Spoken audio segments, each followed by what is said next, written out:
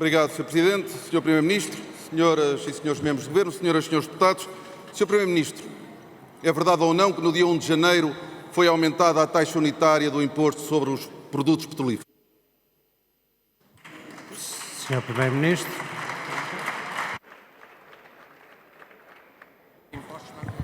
Muito obrigado, Sr. Deputado Pedro Nuno Santos. O que aconteceu no dia 1 de janeiro foi a diminuição de um desconto que está em vigor desde o tempo em que o Governo anterior decidiu ajudar a economia portuguesa e os consumidores portugueses, baixando provisória e transitoriamente a incidência do imposto sobre os produtos petrolíferos.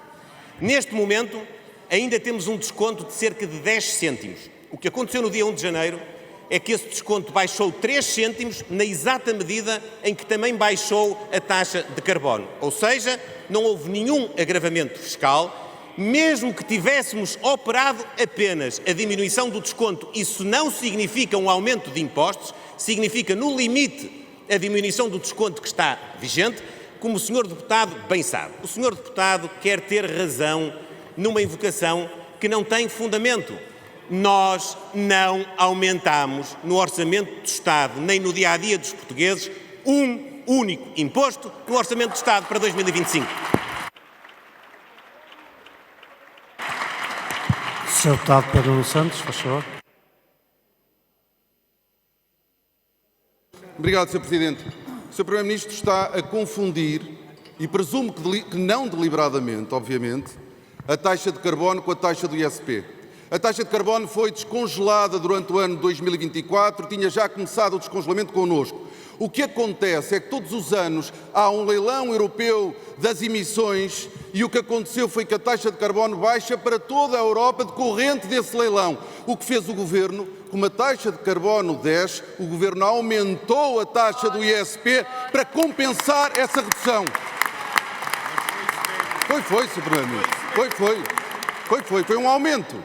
E não voltou a reduzir passado uma ou duas semanas.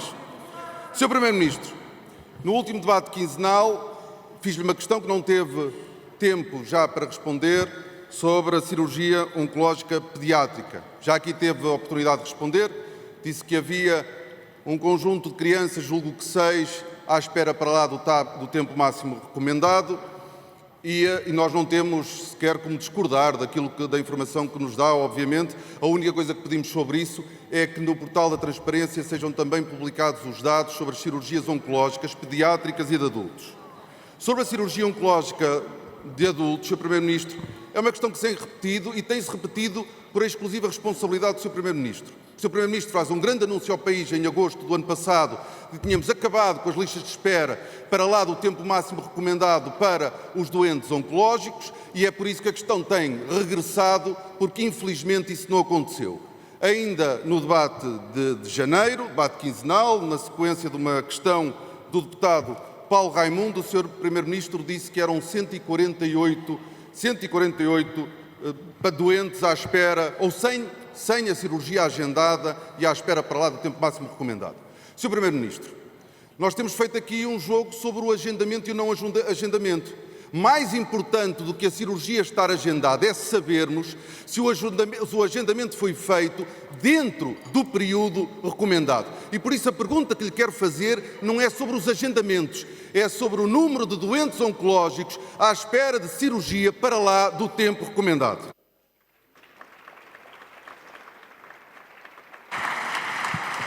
Sr. Primeiro-Ministro.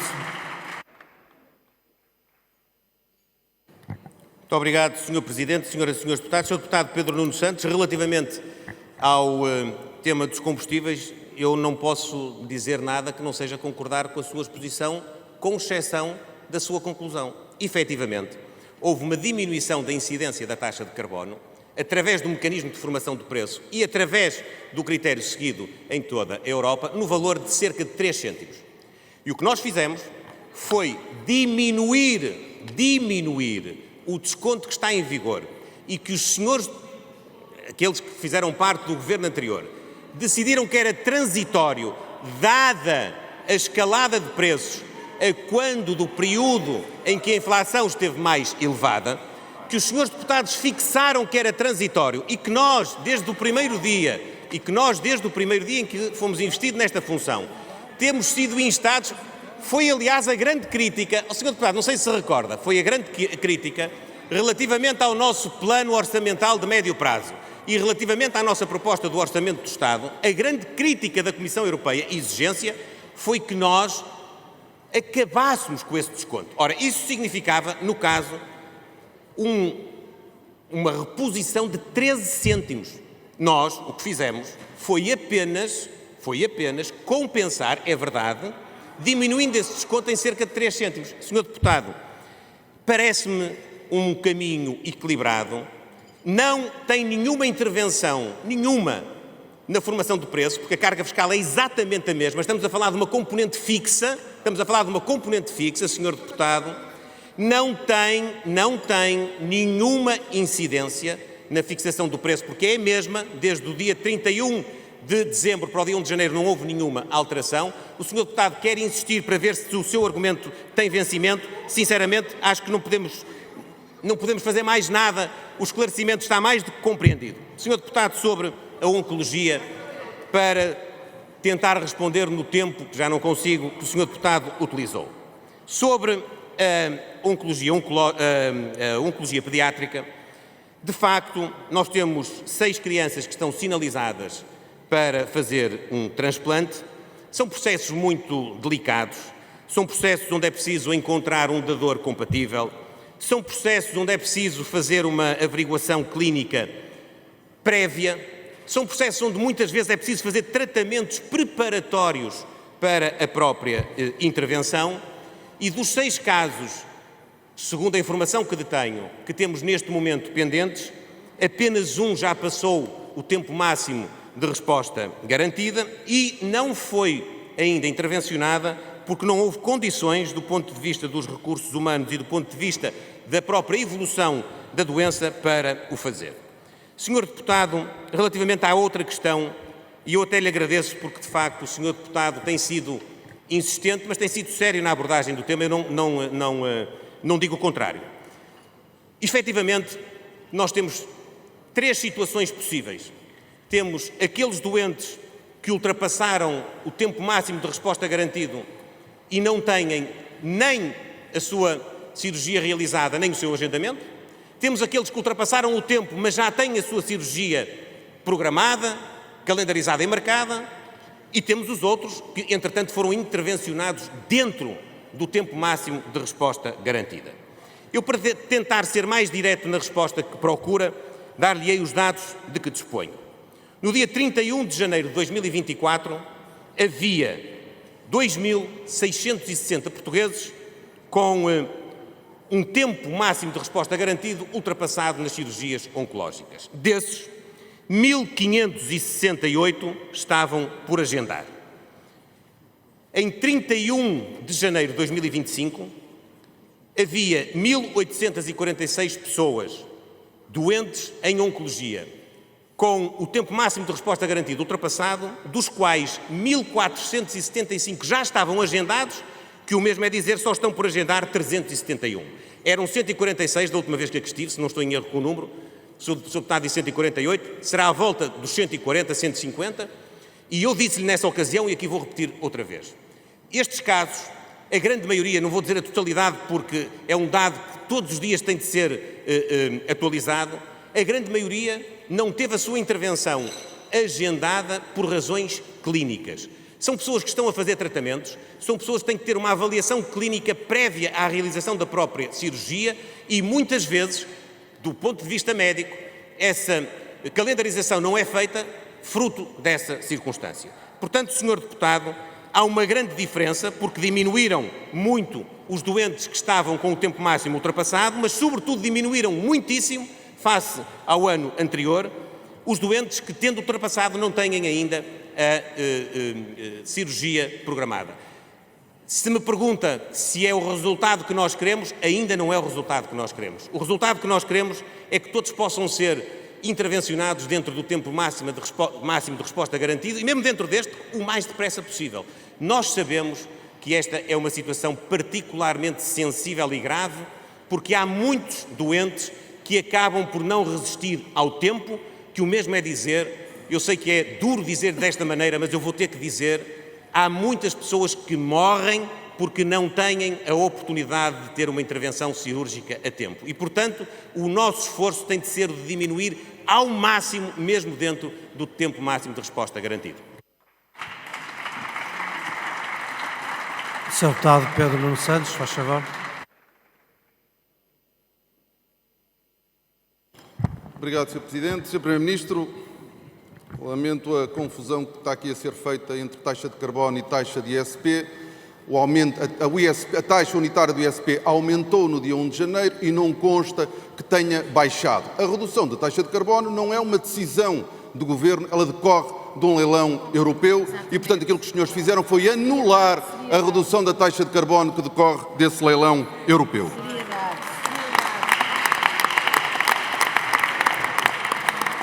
Sobre as cirurgias, eu não escolhi falar sobre o ISP. Foi na sequência da intervenção que aqui foi feita. Sr. Primeiro-Ministro, mas acho que foi claro para todos. Sr. Primeiro-Ministro, sobre as cirurgias oncológicas, o que acontece é que foi transmitida uma imagem, uma mensagem em agosto do ano passado que não corresponde à realidade.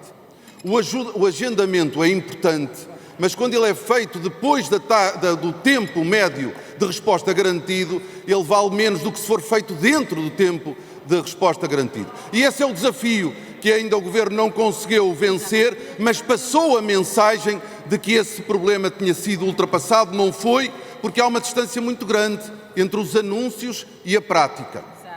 A situação no Hospital Amadora Sintra é simbólica, não é simbólica, ela é real e tem impacto real em 500 mil de pessoas que são servidas pelo hospital.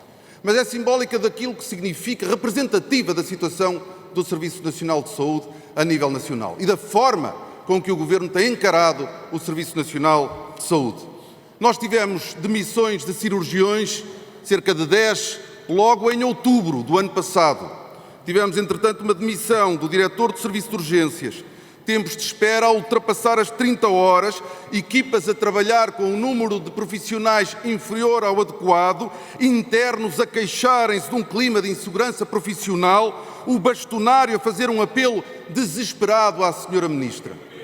Sr. Primeiro-Ministro, a Sra. Ministra teve hoje a oportunidade de reunir com o Conselho de Administração. Nós continuamos sem ter uma palavra nem do Sr. Primeiro-Ministro, nem da Sra. Ministra da Saúde, ao 500 mil de portugueses que obviamente sentem ansiedade com um serviço que hoje é prestado pelo Amadora Sintra.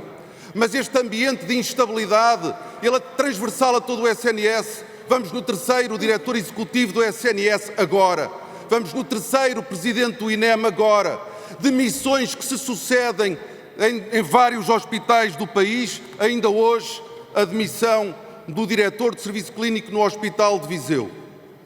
Grande parte destas demissões justificadas, como outras no Governo em outras áreas, justificadas por motivos pessoais.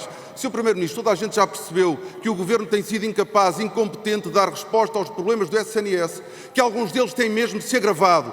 E, portanto, a pergunta que lhe quero deixar é que no dia que a Sra. Ministra da Saúde sair do Governo, será também por motivos pessoais, Sr. Primeiro-Ministro?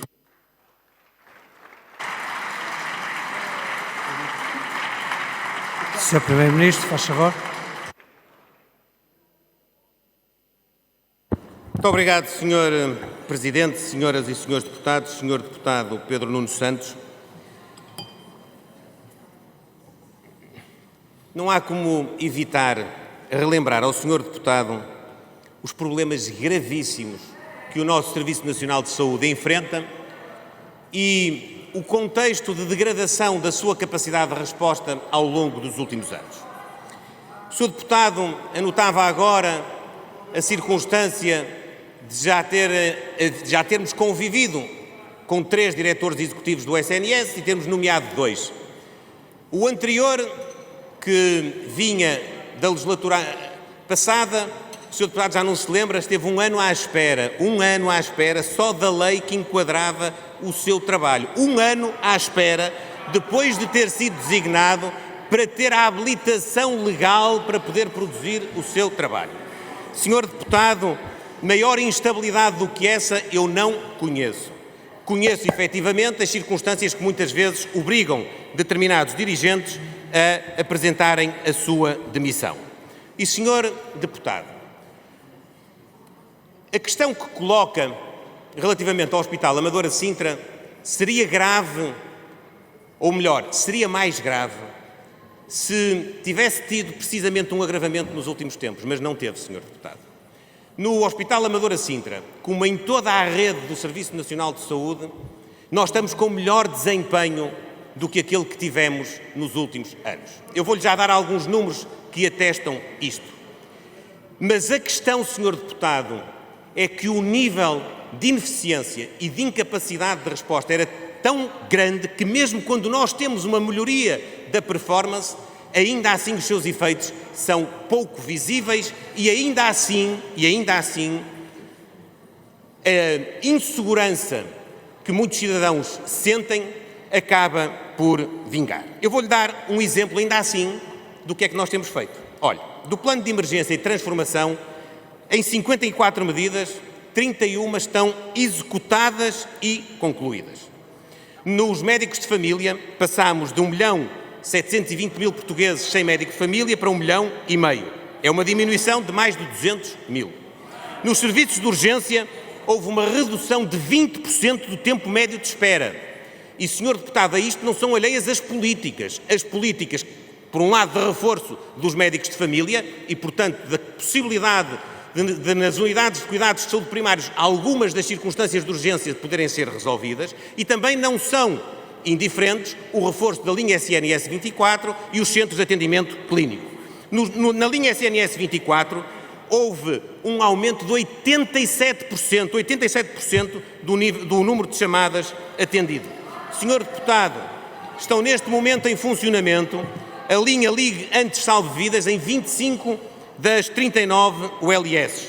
Na nova linha SNS grávida, houve 93.000 chamadas que evitaram 25.000 idas à urgência sem necessidade. Senhor deputado, na triagem digital, que já está implementada, conseguiu-se fazer uma triagem de 55.000 pedidos. As teleconsultas, nomeadamente para problemas respiratórios, que se agravam muito neste período do ano, atingiram 1.700 ocorrências. E nas cirurgias oncológicas, já lhe respondi há pouco, o benefício que tivemos não tendo a situação totalmente resolvida. Senhor deputado, eu só falei de números porque o senhor deputado quis comparar as circunstâncias, porque para mim e para este governo qualquer caso é um caso que tem que ser resolvido.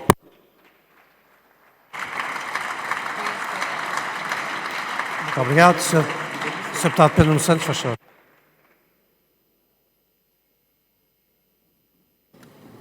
Sr. Primeiro-Ministro, obrigado, Sr. Presidente.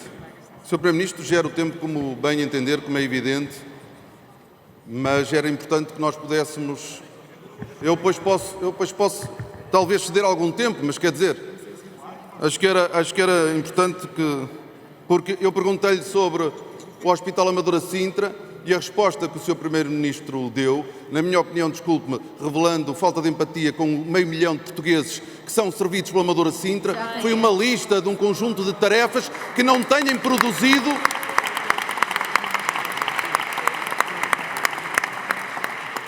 um conjunto de iniciativas que não têm produzido os resultados que prometeram que iam resultar. O Sr. Primeiro-Ministro gosta sempre de falar dos problemas que herdou. Sim, herdou, com certeza. Já leva 10 meses e prometeu, aliás, resolvê-los rápido. A situação não está melhor e quem vive na região abrangida pelo Hospital Amadora Sintra sabe bem disso. Sr. Primeiro-Ministro, a incompetência não é só na saúde.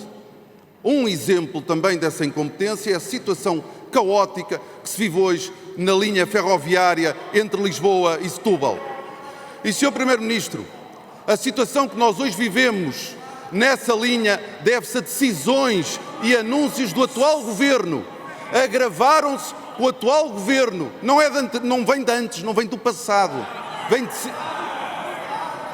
Vem de decisões tomadas. Só para nós termos a consciência do que é que estamos a falar.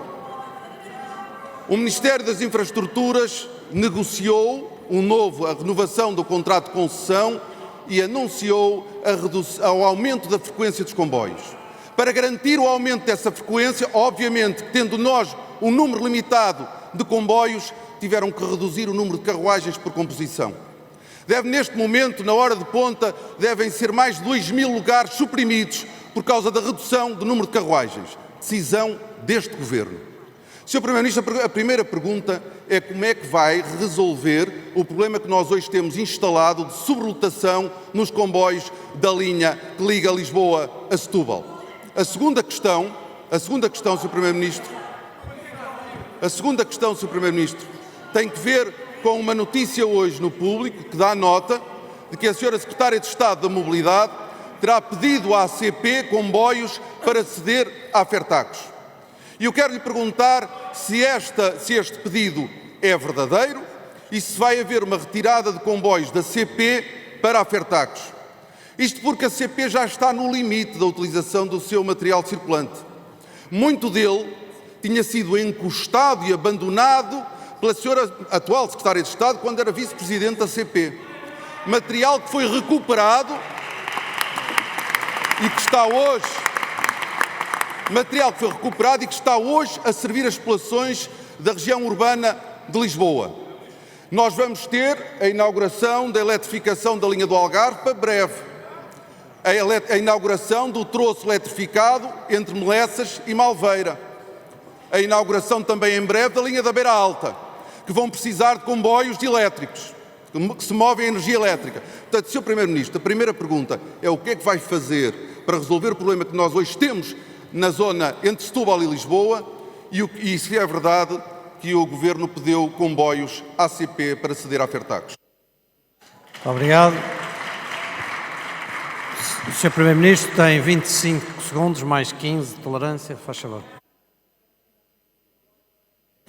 Muito obrigado, Sr. Deputado Pedro Nuno Santos. De facto, é muito mais rápido poder fazer a pergunta do que às vezes obter a resposta e é essa a circunstância que me leva a gastar mais tempo. Para ser direto, Sr. Deputado, precisamos de mais composições e precisamos de maior operacionalidade na linha. Para isso é preciso investir, é preciso fazer os investimentos que não foram feitos até aqui. E é preciso ir procurar, dentro das possibilidades, onde é que há material circulante disponível.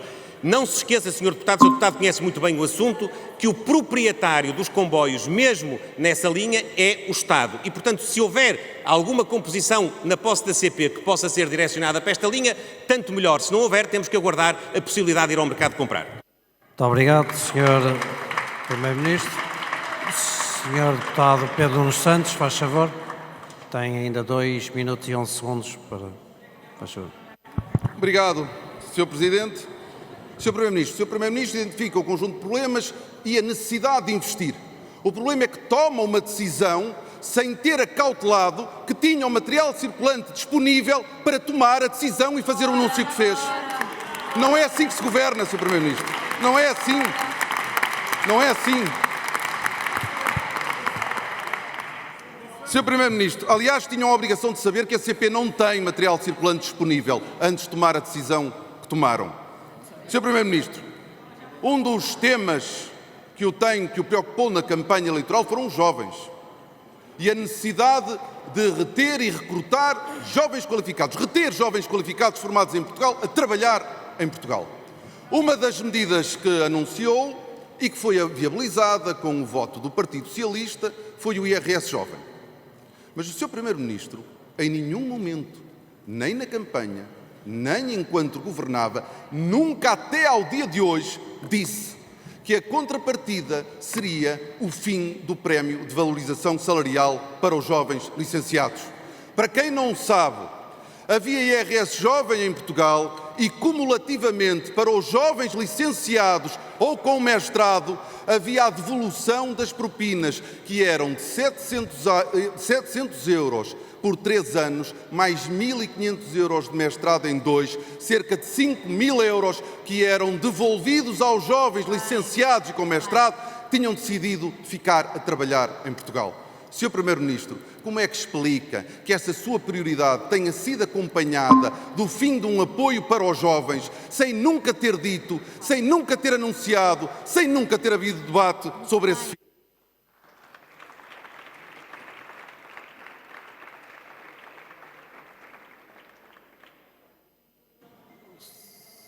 Senhor Deputado, tem mais tempo, se quiser.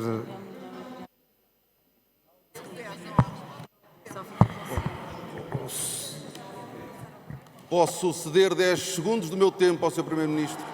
Não dá, porque ele tem 15, ele já esgotou 15. Ai, tem 15. Chega, não chega. Não chega porque está negativo. 16 segundos, dá 1 segundo. Acho que é uma aritmética um bocado complicada, penso eu. Conveniente. Por isso, haverá outra oportunidade. Sr. Deputado, faz favor de completar então o tempo. Só quer estar 16. Bom, Sr. Primeiro-Ministro, Sr. Presidente, muito obrigado, continuo. Sr. Primeiro-Ministro, espero que tenha a oportunidade, não digo nas intervenções, nas respostas aos outros grupos parlamentares, mas noutro momento a oportunidade para dar uma resposta sobre o fim deste apoio aos jovens portugueses. E para terminar, queria lembrar que no mês de janeiro morreram 5 mulheres assassinadas por violência doméstica em Portugal. É 1/5 do valor do ano todo 2024. O Sr. Primeiro-Ministro teve a oportunidade, numa determinada altura, de fazer uma intervenção dizendo que os números das queixas não diziam nada sobre o aumento ou a redução do crime. As mortes não enganam. Sr. Primeiro-Ministro, qual é a resposta do